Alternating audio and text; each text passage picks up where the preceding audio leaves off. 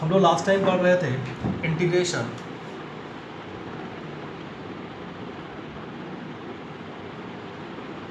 और इंटीग्रेशन का दो पार्ट थे, एक तो था डेफिनेट और एक था इनडेफिनेट। ठीक है, ये हमने आपको लिखवाया था। ठीक है, और दूसरा था डेफिनेट। तो हम लोग इनडेफिनेट पढ़ रहे थे।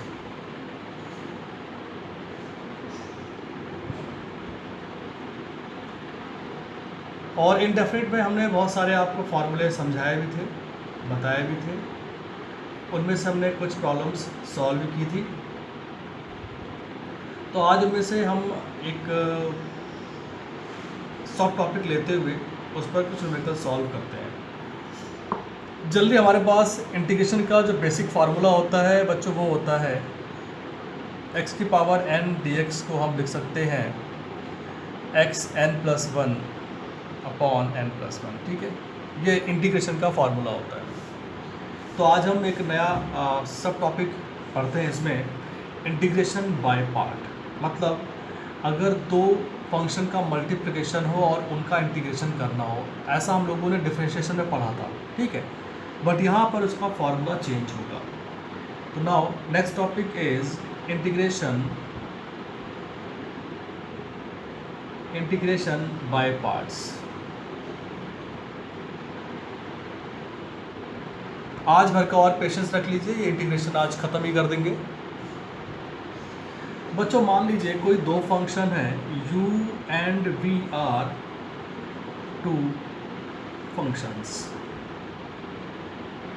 और उनका इंटीग्रेशन कुछ इस तरह से दिया हो u v dx। ठीक है, अच्छा u और v जो होंगे वो ऐसे फंक्शन होंगे जिसमें x दिया होगा। बच्चों dx ध्यान रखिएगा, dx एक साथ आता है और dx का मतलब होता है minimise value of x। dx जो आपने डेल्टा पढ़ रखा है ना, डेल्टा, यस, उसी को हम लोग d बोल देते हैं, dx स्मॉल वैल्यू, डेल्टा को हम लोग dx बोल सकते हैं। तो बच्चों u v dx को हम इसको सॉल्व करने का हमारे पास जो फार्मूला होता है बच्चों ध्यान दीजिएगा, u बाहर कर देंगे यानी कि फर्स्ट टर्म को बाहर और सेकेंड टर्म का इंटीग्रेशन माइनस ध्यान देना, इंटीग्रेशन के अंदर फर्स्ट टर्म का differentiation du by dx, right, ये अलग ब्रैकेट में, ब्रैकेट के अंदर स्मॉल ब्रैकेट, फिर उसी के अंदर सेकेंड टर्म का इंटीग्रेशन v dx। ठीक, पूरा ब्रैकेट क्लोज और यहाँ पर आ जाएगा फाइनली dx। ध्यान देना यहाँ पर, ये आ गया इस पूरे पार्ट का इंटीग्रेशन। ठीक है, तो बच्चों ये तो है इसका formula.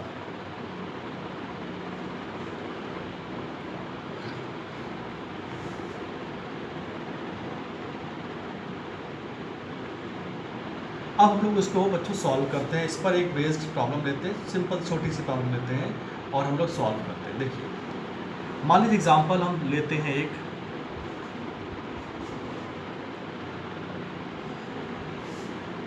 Integration of x cos dx। ठीक है, इसका फाइंड करना है। तो आप इसको एक को u मान लें और एक को आप v मान लें, इसको आप u मान लें, इसको आप v मान लेते हैं। चलिए करते हैं। तो दिया और पहला पार्ट बाहर आएगा, ठीक, दूसरे पार्ट का इंटीग्रेशन cos x होना चाहिए यहाँ पे, तो cos x dx। ठीक है, फिर आगे बढ़ते हैं, इंटीग्रेशन पहले पार्ट का differentiation mean dx by dx, फिर ये ब्रैकेट के अंदर क्लोज, फिर अगले ब्रैकेट में दूसरे पार्ट का इंटीग्रेशन मतलब cos x का इंटीग्रेशन। ठीक है, फिर ये पूरा बंद हो जाएगा और integration of whole this part. ठीक, अब इनको सॉल्व कर लेते हैं। देखिए हमने कल चार्ट दिया था हर एक इंटीग्रेशन की वैल्यू क्या आनी चाहिए। तो देखिए पहला ये जो स्टेप आ रहा है x तो ऐसे ही आएगा, दूसरे पार्ट की जो वैल्यू आएगी cos x का इंटीग्रेशन बच्चों होता है sin x, ये माइनस में नहीं होता, माइनस, ठीक है।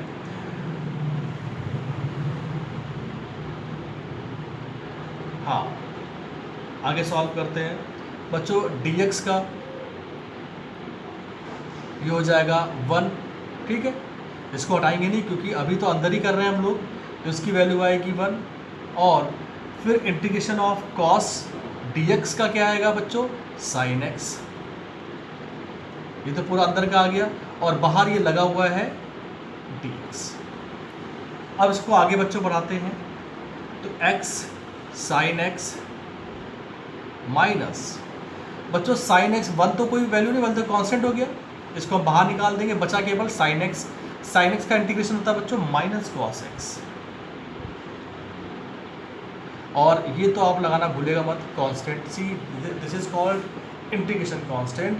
तो बच्चों इसकी वैल्यू हम फिर से रीअरेंज करते हैं, x sin x माइनस और माइनस प्लस हो जाएगा मल्टीप्लाई में, और ये हो जाएगा cos x plus C is answer. बच्चों इसे आप लोग नोट कर लीजिए।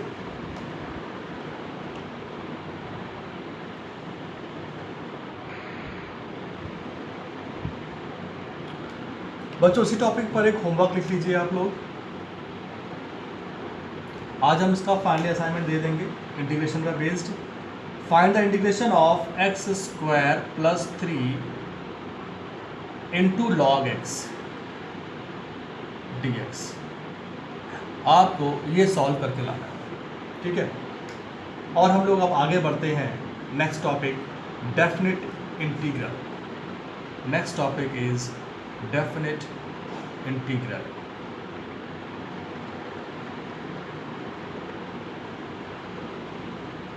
बच्चों डेफिनिट इंटीग्रल का एक सिंपल मतलब ये होता है कि आपको एक फिक्स बाउंड्रीज के अंदर ही वैल्यू निकालनी है। मतलब जो आप इंटीग्रेशन पार्ट निकालेंगे वो इंटीग्रेशन पार्ट मिनिमम और मैक्सिमम किस वैल्यू के बीच में निकालना है, ये आपको गिवन होगा, ठीक है। जैसे कि हम मान लेते हैं कि कोई एक फंक्शन ग्राफ के फॉर्म में दे रखा है कुछ इस तरह से, ये बच्चों x एक्सिस है और ये y एक्सिस है, और फंक्शन आपको दे रखा है with in boundaries a to b fx dx, ठीक है। बच्चों ये आएगा x इक्वल्स टू a और ये आएगा x इक्वल्स टू b, ठीक है। और ये जो लाइन दे रखी है दिस इज fx y, ठीक है। सिंपल सा बोले तो आपको एरिया निकालना है a से b के बीच में, जिसमें आपको x एक्सिस के अलोंग ये बाउंड्री दे रखी है जिसको हम लोग बोलते हैं limit. A B is called limit, ठीक है। Where a is called lower limit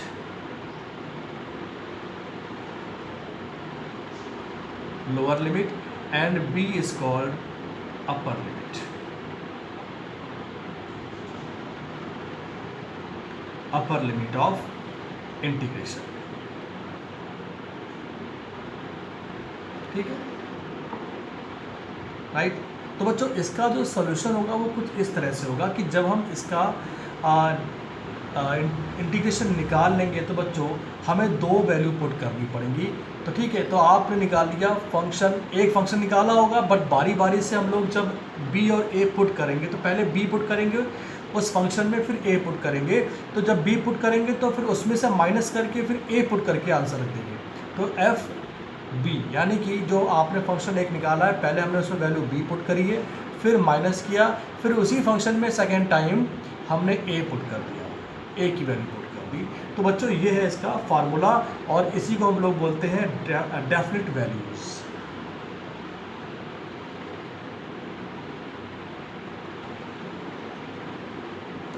ठीक है, इसको बोलते हैं डेफिनिट वैल्यूज। बच्चों एक्चुअल में ये पूरा जो फार्मूला है जो हम निकाल रहे हैं ये एरिया निकाला गया है। तो आप इसे कह सकते हैं कि area enclosed by between curve x axis between x equals to a and x equals to b, ठीक है, is equal to a to b y dx। इसको हम ऐसा बोलते हैं। तो बच्चों ये तरह डेफिनेट इंटीग्रल का फार्मूला। अब हम इस पर न्यूमेरिकल सॉल्व करेंगे, इसे नोट कर लीजिए आप लोग।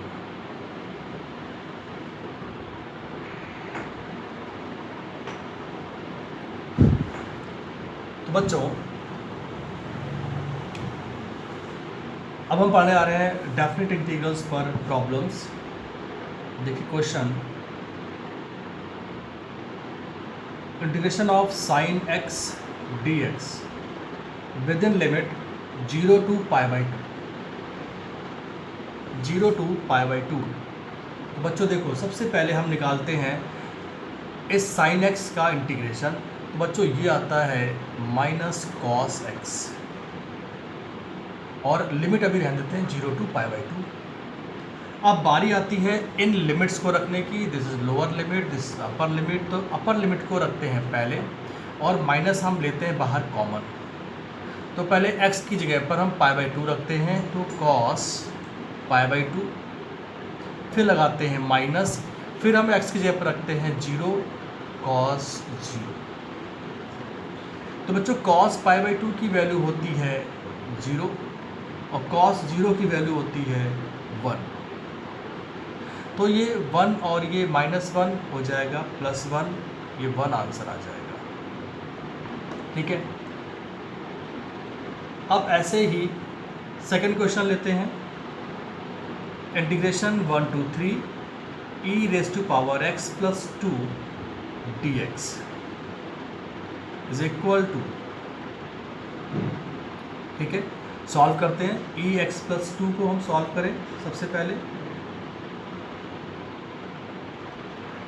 तो बच्चों अगर कोई e का फंक्शन यानी एक्सपोनेंट का फंक्शन है तो उसमें कोई चेंज नहीं होता, चाहे आप डिफरेंशिएशन कर रहे हो चाहे कुछ भी कर रहे हो। तो बच्चों इसकी वैल्यू आ जाएगी ex + 2, ठीक है, क्योंकि e + 2 मतलब हो गया e² हो गया। तो आप e² तो बाहर ही ले आओगे ना, कॉन्स्टेंट ले आओगे, तो e की वैल्यू वैसी रहेगी। नहीं समझ पा रहे, देखिए फिर से इसको एक बार। आप इसको ले सकते हो ऐसे, e² और e⁻x dx लिख सकते हैं ना इसको ऐसे। तो अभी हमने बताया था कि e⁻x का चाहे डिफरेंशिएशन हो चाहे इंटीग्रेशन हो, वो सेम ही रहता है। तो e⁻2 आप ऐसे रहने दीजिए, ये रहेगा e⁻x वैसा ही रहेगा, ये 1 हो जाएगा और ये 3 हो जाएगा। अब आप लिमिट पुट कर दीजिए, e² वैसा ही रहेगा, ex यानी कि पहले 3 की वैल्यू पुट करते हैं तो e⁻3 माइनस, फिर 1 पुट करते हैं तो e⁻1, ठीक है। तो हमारे पास ये वैल्यू आई। अब आप इसको क्या करें, या तो ऐसे ही रहने दें या इसका मल्टीप्लाई करते हैं, या e⁻1 कॉमन ले लें तो बाहर आ जाएगा e⁻3, ये हो जाएगा e² और ये हो जाएगा -1। तो ये भी आंसर आ गया, ठीक है बच्चों। अब आप लोग इसका कुछ होमवर्क लिख लीजिए। होमवर्क देखिए आप लोग इसका, 0 to π sin x + cos x + 3 dx, इसको सॉल्व करिएगा।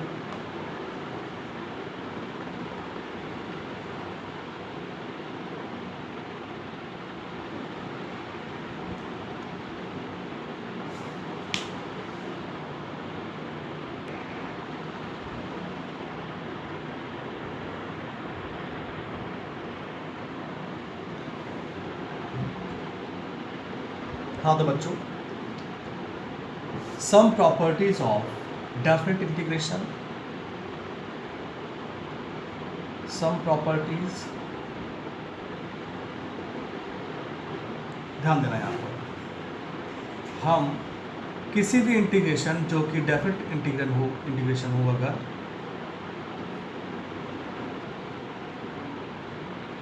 अगर आप एक एक्सिस के अलोंग जो ले रहे हैं। जैसे मान लीजिए अभी हमने एक ग्राफ लिया था ना, ऐसा करके, ऐसा ग्राफ लिया था, आपने इसको ए लिया था, आपने इसको बी लिया था, एक्स एक्सिस पर लिया था ना, ठीक। तो उसके ग्राफ ये बना था। आप चाहें तो इसको लिमिट वही रहेगी ए से बी के बीच में, तो आप यहाँ पर एफ एक्स की जगह पर एफ वाई, मतलब आप इसको वाई के लॉन्ग भी ले सकते हैं। फॉर्मूला या सॉरी रिप्लाई या जो आंसर आएगा वो सेम ही आएगा डी वाई। ये ध्यान दीजिएगा, पहला केस जैसे आपने एक्स एक्सिस पे लिया वैसे आप वाई पे ले सकते हैं, ठीक है, क्योंकि दोनों में तो एरिया सेम ही आएगा ना, देखो, राइट। अब आते हैं सेकंड टॉपिक पर, सेकंड प्रॉपर्टीज पे आते हैं। अगर हमें लिमिट्स को अपर लिमिट्स और लोअर लिमिट्स के अगर हम पोजीशन को चेंज कर दें,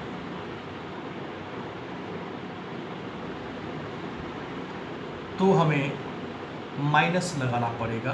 देखिए यहाँ से ए से बी है, तो आप इसे बी से ए कर दीजिए, बस माइनस का चेंज आ जाएगा F X D x. Third property देखिए इसकी,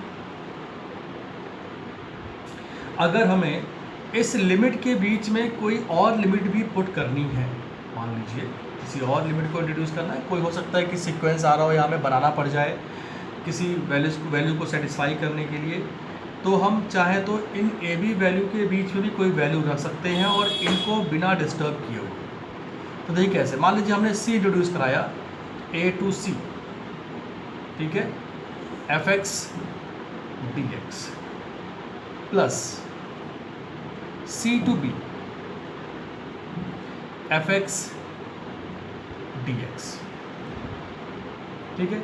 तो जहाँ पर c जो है वो लेस देन b है और ग्रेटर देन a से बड़ा, यानी कि a और b के बीच में c वैल्यू लाई करते हैं। समझ गए?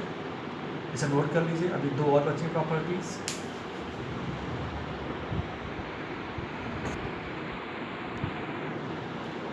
बच्चों फोर्थ प्रॉपर्टी,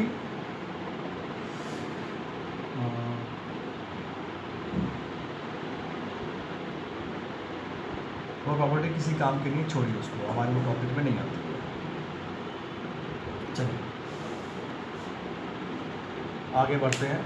तो आगे बढ़ने से पहले हम आपको कुछ बताना चाहते हैं कि कल हम टेस्ट लेंगे, कल फिजिक्स टेस्ट होगा और ये पूरा मैथमेटिकल टूल्स का होगा। जो भी हमने पढ़ाया है मैथमेटिकल टूल्स,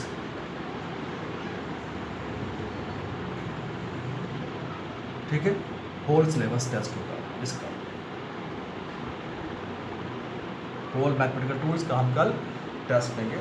वही 10 to 15 क्वेश्चंस होंगे, आपको सॉल्व करने होंगे ये दिए हुए टाइम पर। और मैं एक बात और कहना चाहूँगा सभी से कि आप सभी लोग, मैंने बार बार बोला हुआ है कि सीगेज पब्लिकेशन की बुक परचेज़ कर लीजिए, क्योंकि हम इसी बुक से अब पढ़ाने वाले हैं। मैथमेटिकल टूल्स हमारा आज से ख़त्म हो गया, ठीक है। जो टॉपिक्स बच्चों बीच में रह गए हैं, जैसे कि वेक्टर, है ना, ये आप लोगों में एक चैप्टर है, सीबीएसई बोर्ड में भी है, आपके सीटी बोर्ड में भी है, महाराष्ट्र बोर्ड में भी है और हमारी कंपटीशन में भी है। तो ये पूरा एक चैप्टर है, ठीक है। और जैसे आपको रह गया एक डिटर्मिनेंट्स रह गया, मैट्रिक्स रह गया, उसका यूज़ बहुत ही रेयरली है, वो हम वेक्टर में ही समझा देंगे, इसलिए वो चीज़ें हमें छोड़ दी हैं जो हमें दोबारा से पढ़नी पड़ेगी।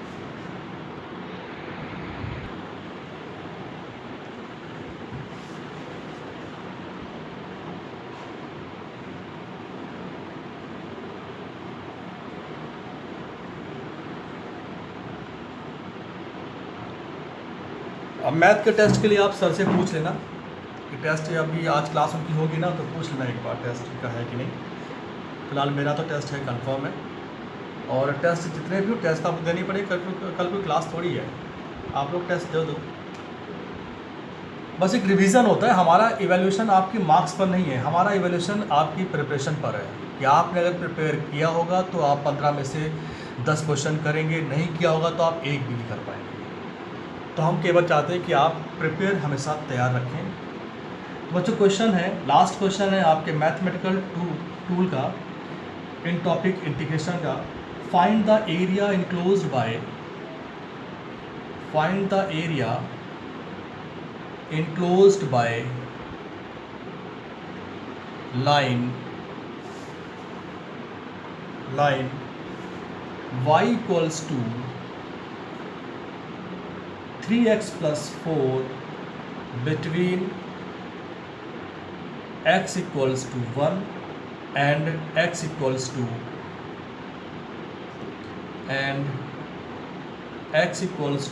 3। ठीक है, तो देखो बच्चों, एरिया ऑफ द लाइन के लिए हम डेफिनेट इंटीग्रल का फॉर्मूला यूज़ करते हैं y dx, limits x equal to 1 और x इक्वल्स टू 3। ठीक है बच्चों, तो हम ग्राफ बनाते हैं। तो वो ग्राफ कैसे बनता है इसका, x और ये y। बच्चों हम एक बार क्या करते हैं, इस वाले में हमें x और y की वैल्यू पता ही है कि x यहाँ पर अगर 1 है तो इसके आगे कहीं ना कहीं पर x इक्वल टू 3 होगा, क्योंकि x एक्सिस पर होगा। बट हमें y तो नहीं पता है, तो हम क्या करते हैं, एक बार हम x की वैल्यू पुट करते हैं। ठीक है, तो y निकलेगा, y1 आएगा। ठीक है, दूसरी बार x2 पुट करते हैं। ठीक है, क्वेश्चन तो y2 आएगा। ठीक है, तो इस तरह से हम यहाँ पर वैल्यू फाइंड कर लेते हैं। तो आप चाहे तो पुट कर देख सकते हैं, y1 की वैल्यू आ जाएगी बच्चों आई थिंक 7 और 3 आ जाएगी वैल्यू। ठीक, आप पुट कर देख सकते हैं। चलिए रखते हैं। तो पहले हम पुट करते हैं किसमें, y equals to 3x plus 4 में x की वैल्यू, x1 की वैल्यू 1। तो ये आ जाएगा बच्चों y1 इक्वल्स टू 3x है ना, 3x, तो 3 प्लस 4 यानी कि आ जाएगा 7। ये तो आ गया पहला केस हो गया। दूसरा केस, अगर हम x2 की वैल्यू रखते हैं 3, तो बच्चों y2 आ जाएगा हमारे पास 3 इंटू 3 और प्लस 4। ठीक है, 3 इंटू 3 प्लस 4, तो ये हमारे पास आ जाएगा 9 और प्लस 4 यानी कि 13। तो y1 और y2 की वैल्यू हमारे पास आ गई। ये तो आप निकालिएगा, तो हमारे पास बच्चों लाइन, इसमें तो ग्राफ बन नहीं सकता, तो हमारे पास ग्राफ कुछ इस तरह से आएगा, जहाँ पर ये कट कर रहा होगा y1 और यहाँ पर ही कट कर रहा होगा y1 और y2, तो ये x1 और ये x2। ठीक है, यहाँ पर ऐसे कोऑर्डिनेट्स इसके आ जाएंगे, तो हमें इस तरह से लाइन मिलेगी। तो बच्चों जब इनको हम मिलाते हैं कि ऐसे, तो बच्चों हमें एरिया इनक्लोज्ड निकालना है। ये एरिया निकालना होता है। ठीक है, बस अब क्या करें, पुट करना है हमको बस। तो y की वैल्यू क्या है बच्चों, 3x प्लस 4 dx 1 2 3। ठीक है, इनको सॉल्व कर लेते हैं अलग अलग करके। तो ये बच्चों ये आ जाएगा 1 2 3 3x dx प्लस 1 2 3 4 dx। इनको आप सॉल्व कर लीजिए, तो बच्चों वैल्यू आती है इनकी 3x स्क्वायर बाई 2। ठीक है, 1 2 3 प्लस 4x 1 2 3। आप इन सभी की वैल्यू पुट करेंगे तो ये आ जाएगा 20। ठीक है, तो अगर आप में इनकी वैल्यू x और y की वैल्यू की यूनिट दे रखी है, तो बच्चों एरिया का हमेशा जो यूनिट होता है वो स्क्वायर में आता है। ठीक है, तो आप कह सकते हैं स्क्वायर यूनिट। इसे नोट कर लें आप लोग।